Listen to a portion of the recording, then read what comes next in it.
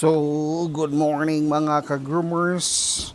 Today, gagawin natin is maglilipat tayo ng mga jumbo at saka super jumbo galing sa taas.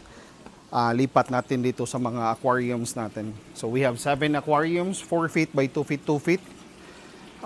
Itong mga small, medium size, lipat na to sa taas.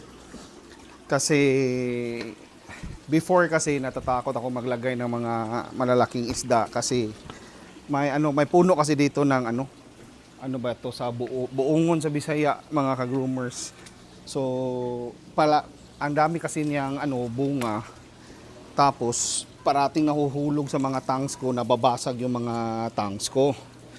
So ang ginawa ko para hindi masayang yung mga malalaking isda natin is nilipat ko doon sa sa rooftop. So ngayon wala na itong puno. Medyo kampante na ako na safe na dito maglagay ng mga malalaking isda. So linisan muna natin kasi yung ibang tanks umuulan kasi pala. So lalagyan natin ng mga jumbo at saka super jumbo dito. So maximum na siguro 3 pieces per aquarium kasi mahirap na mag-overcrowd. Hindi gaano kalaki itong aquarium natin. And aside from that, madali kasi magpili ng isda if may mga walk-in buyers tayo dito. And aside from walk-in, if may titingin ng isda online, magpapasay ng video. So it would be easier na maghuli ng isda na nasa tank. Ang dali lang kasi hulihin compare doon sa taas na super init talaga. Starting from 6 a.m. until 5 p.m. medyo nakaka-dehydrate talaga doon manghuli ng isda for viewing purposes. So much better talaga dito sa baba. And aside from that mga ka-groomers, groom na kasi yung mga jumbo, super jumbo, large, ganyan. So, ang dali na lang nila i-maintain dito sa natin. Ito sa baba. Sa taas, doon talaga malaki talaga ang difference ng growth ng isda na malaki yung space nila.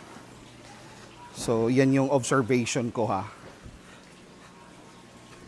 Ang color nila, ang dali lang talaga mag-develop mga ka-groomers basta direct sunlight.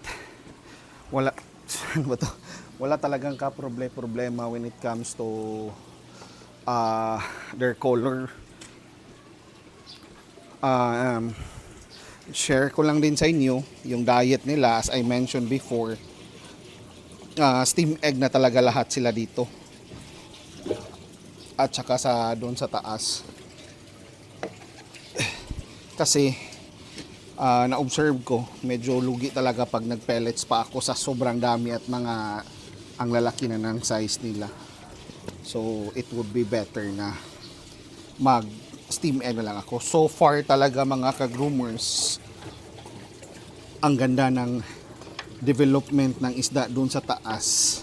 Since direct sunlight sila, as I mentioned, 6 a.m. until 5 p.m. Ganon sila katagal naka-expose nakababad sa araw.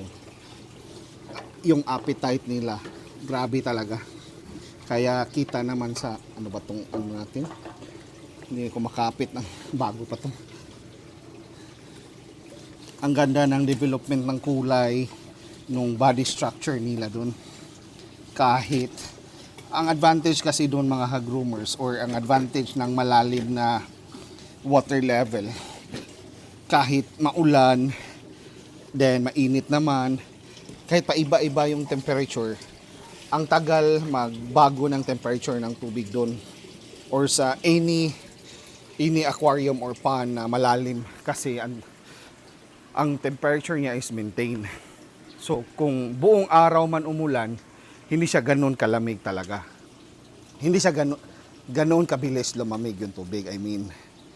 So, yun yung observation ko So kunin na natin yung mga maliliit na isda. Tapos lipat natin doon sa taas.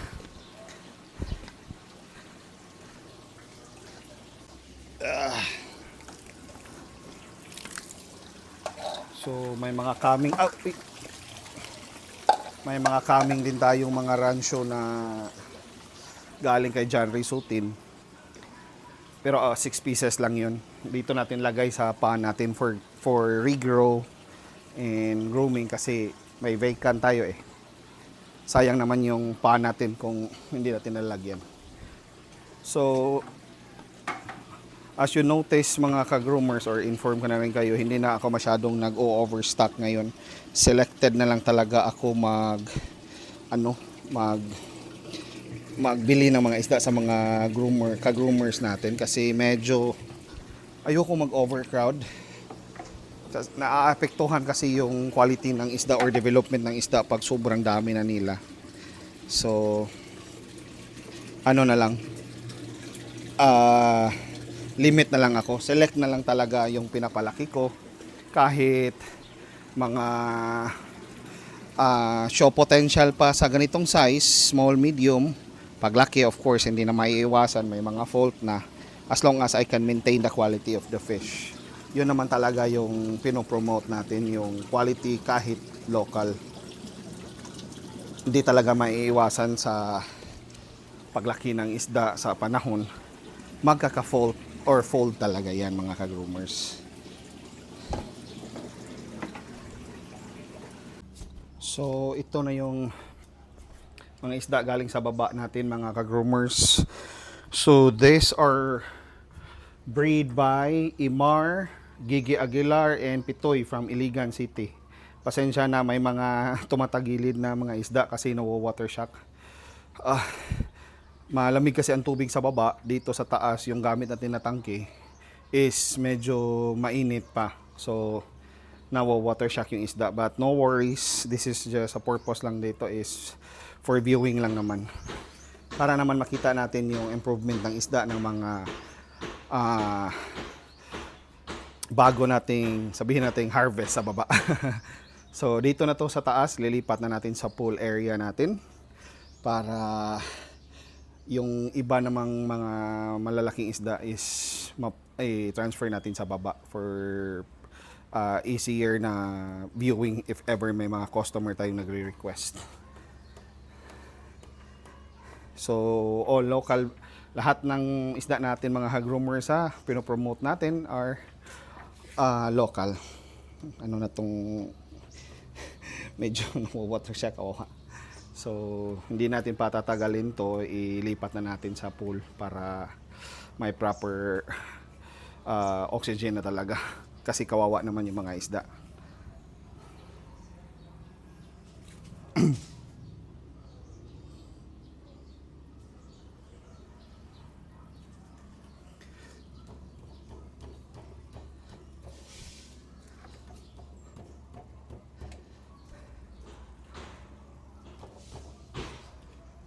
Sabi ko mga ka-groomers, napakainit talaga dito sa taas.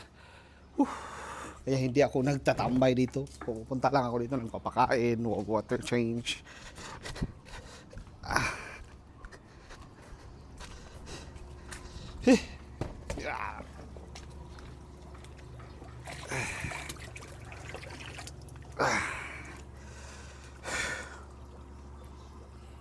So ngayon, manghuhuli na naman tayo ng mga, nandito kasi yun, yung mga large jumbo, super jumbo natin.